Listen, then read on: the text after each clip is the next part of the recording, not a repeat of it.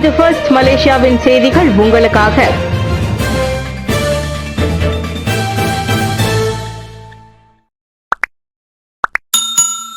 MH370 தேடுதல் 7236 சதுர kilometre கடலடி பகுதி ஆய்வில் தடயம் எதுவும் சிக்கவில்லை. மாயமான MH370 விமானத்தை கண்டுபிடிக்க இந்திய பெருங்கடலில் அண்மையில் தொடங்கிய தேடுதல் இதுவரை 7200 சதுர கிலோமீட்டர் கடலடி பகுதியை கடந்துள்ளன. ஜனவரி 6 முதல் 15 வரை 3 தானியங்கி நீர்மூழ்கி வாகனங்கள் அதில் பயன்படுத்தப்பட்டன. ஆனால் இதுவரை முக்கிய தடயங்கள் எதுவும் கிடைக்கவில்லை என தெரிவிக்கப்பட்டுள்ளது. அர்மடா 8505 கப்பல் மோசமான வானிலை காரணமாக ஜனவரி 15 அன்று தேடுதலை நிறுத்தியது. இந்நிலையில் துணைக்கோள தரவின் அடிப்படையில் கணிக்கப்பட்ட 7வது வளைவு வழித்தடத்தில் தேடுதல் தொடரும் என அதிகாரிகள் தெரிவித்தனர். கண்டுபிடித்தால் மட்டுமே கட்டணம் என்ற போக்குவரத்து அமைச்சின் ஒப்பந்தத்தின் கீழ் அமெரிக்காவை சேர்ந்த ஓஷன் இன்ஃபினிட்டி நிறுவனம் இந்த தேடுதல் பணிகளை மேற்கொண்டுள்ளது.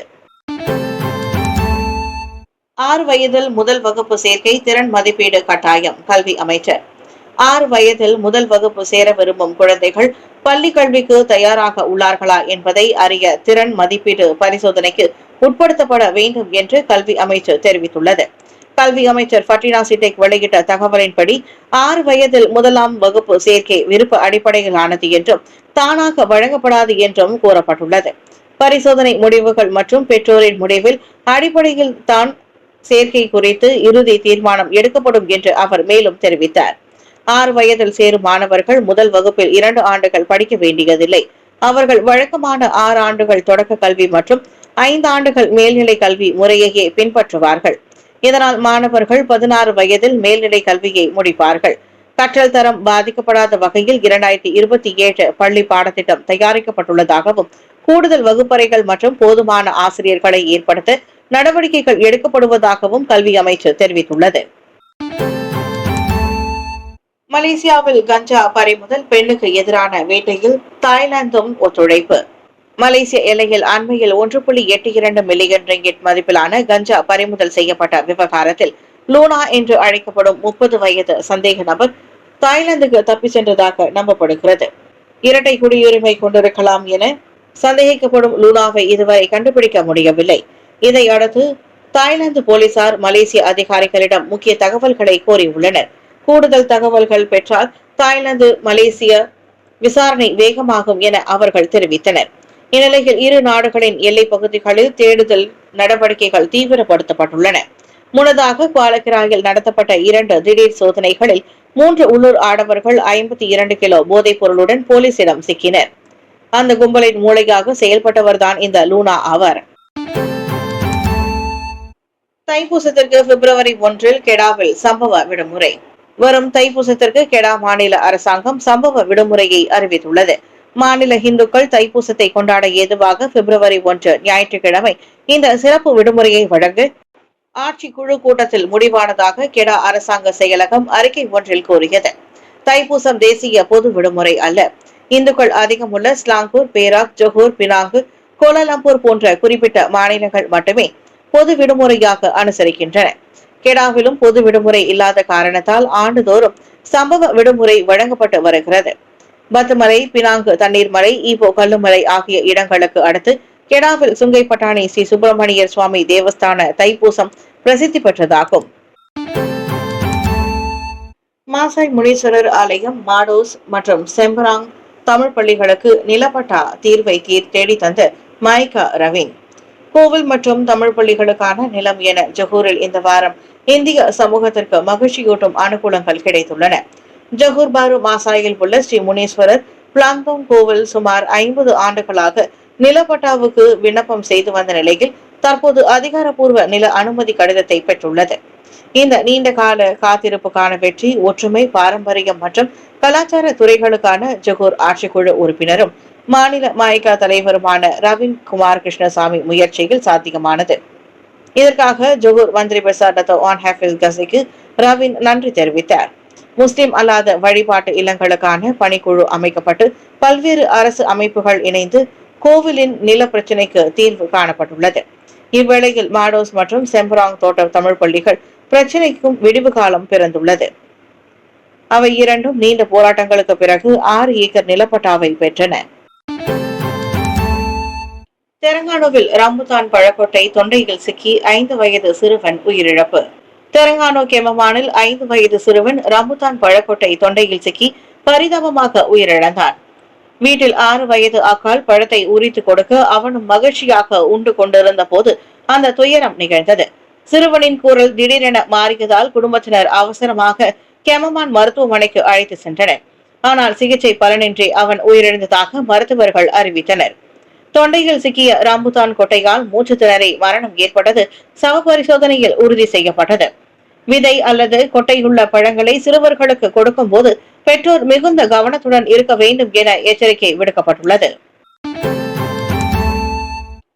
வெளிநாட்டினரை இலக்காக கொண்டு செயல்பட்ட புகிட் பின்தாங் சூதாட்ட கும்பல் முறியடிப்பு. புகிட் பின்தாங்கில் திங்கட்கிழமை இரவு தொடர்ச்சியாக மேற்கொள்ளப்பட்ட சோதனைகளை தொடர்ந்து வெளிநாட்டினரை இலக்காக கொண்டு நடத்தப்பட்ட ஆன்லைன் சூதாட்ட கும்பலை குடிநுழைவுத்துறை முறியடித்தது. ஜாலான் அலோர், ஜாலான் சங்காட் மற்றும் ஜாலான் பிடாரா ஆகிய இடங்களில் இரவு மணி 10:30க்கு ஒரே நேரத்தில் நடத்தப்பட்ட இந்த நடவடிக்கையின் போது 19 வெளிநாட்டு ஆண்கள் கைது செய்யப்பட்டதாக குடிநுழைவுத்துறையின் தலைமை இயக்குநர் டாக்டர் ஜக்காரியா ஷாபான் தெரிவித்தார். 1 மாதத்திற்கும் மேலாக திரட்டப்பட்ட ஒருங்கிணைந்த உளவுத்துறையின் தகவல்கள் அடிப்படையில் அந்த கும்பலின் செயல்பாட்டு மையங்களாக அடையாளம் காணப்பட்ட வளாகங்களில் 25 குடிநுழைவு அதிகாரிகள் சோதனை மேற்கொண்டனர். சூதாட்ட நடவடிக்கைகளுக்கு பயன்படுத்தப்பட்டதாக நம்பப்படும் 59 கையடக்க கணினிகள் உட்பட பல்வேறு கருவிகளும் பறிமுதல் செய்யப்பட்டது.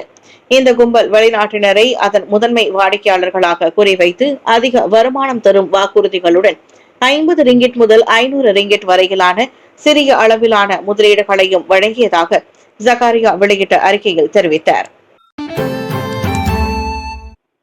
பாலியல் தொல்லை குற்றச்சாட்டால் தற்கொலை, ஆண்களுக்கும் பாதுகாப்பு வேண்டும் என அட்டைப்பட்டி ஆர்ப்பாட்டத்தில் கேரளா ஆண்கள். தென்னிந்திய மாநிலமான கேரளாவில் பேருந்தில் ஆண்கள் பெண்களை உரசாத வகையில் அவர்களை தங்களை அட்டைப்பட்டியால் மூடிக்கொண்டு பயணம் செய்யும் காட்சிகள் வைரலாகி வருகின்றன.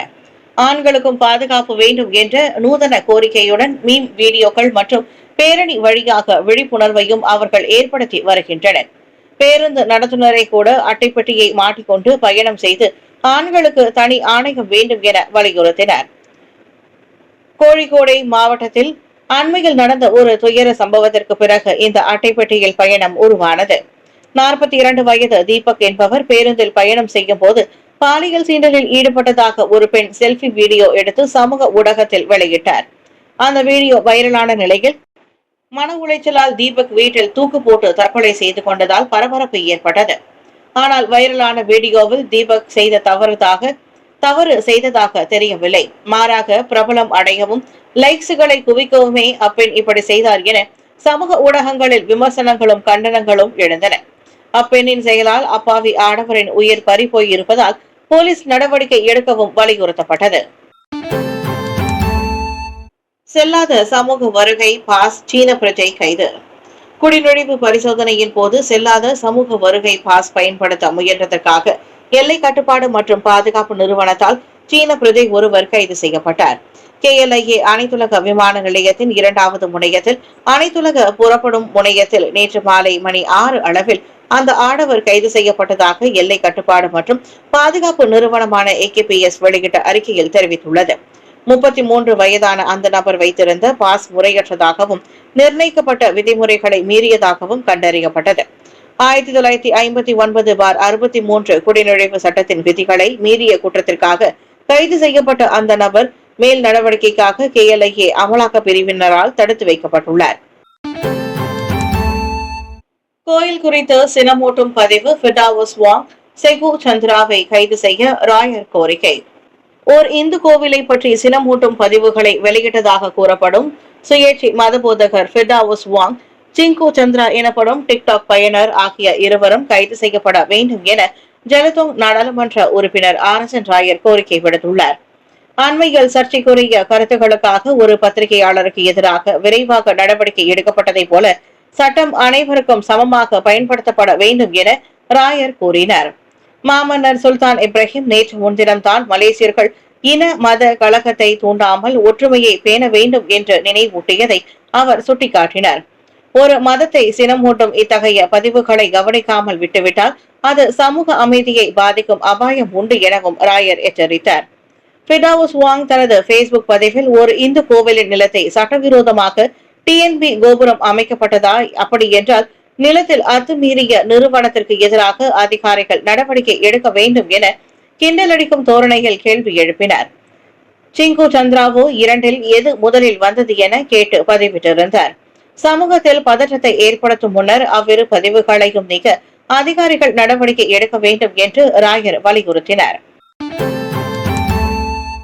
வியட்நாம் பெண்ணிடம் கொள்ளையிட்ட 8 மணி நேரத்திற்குள் ஆடவன் கைது.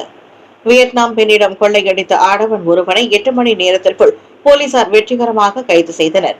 அந்த சந்தேக பேர் வழி நேற்றிரவு மணி 9:15 அளவில் செராஸ் தாமான் ஸ்ரீ பெஹத்ராவில் கைது செய்யப்பட்டான். அதற்கு முன்னதாக மதியம் நேற்று 1 மணி அளவில் 23 வயதுடைய இளம் பெண்ணிடம் இருந்து ரொக்கம் மற்றும் கை தொலைபேசியை அந்த ஆடவன் கொள்ளையிட்டதாகவும் அதன் மதிப்பு சுமார் 8000 ரிங்கிட் ஆகும் என செராஸ் மாவட்ட போலீஸ் தலைவர் துணை கமிஷனர் முகமது ராட்சி தாவூட் தெரிவித்தார். அந்த சந்தேக பேர் வழிக்கு எதிராக தண்டனை சட்டத்தின் 392 மற்றும் 397வது பிரிவின் கீழ் விசாரணை மேற்கொள்ளப்பட்டு வருவதால் ஜனவரி 23ஆம் தேதி வரை அவன் தடுத்து வைக்கப்பட்டுள்ளான். PN-உடன் கூட்டணி வைத்தால் அம்னோ 40க்கும் மேற்பட்ட இடங்களை வெல்லும் பாஸ் தலைவர் கணிப்பு. ரூமா பங்சா உத்தேச பெருங்கூட்டணியின் கீழ் பெரிகதான் நேஷனலுடன் இணைந்து செயல்பட்டால் 16வது பொது தேர்தலில் அம்னோவால் 40க்கும் மேற்பட்ட நாடாளுமன்ற இடங்களை வெல்ல முடியும் என பாஸ் கட்சியின் பிரமுகர் ஒருவர் கணித்துள்ளார். மலாய் முஸ்லிம் கட்சிகள் ஒன்றிணைந்தால் வாக்குகள் சிதறாமல் எதிர்கட்சியின் நிலை வலுப்படும் என்ற வாதத்தின் அடிப்படையில் பாஸ் கட்சியின் தகவல் பிரிவு தலைவர் அகமது ஃபட்லி ஷாரி அவ்வாறு கூறுகிறார். கடந்த பொது தேர்தலில் அம்னோ 26 இடங்களை மட்டுமே வெற்றி கொண்டு படுதோல்வி கண்டது.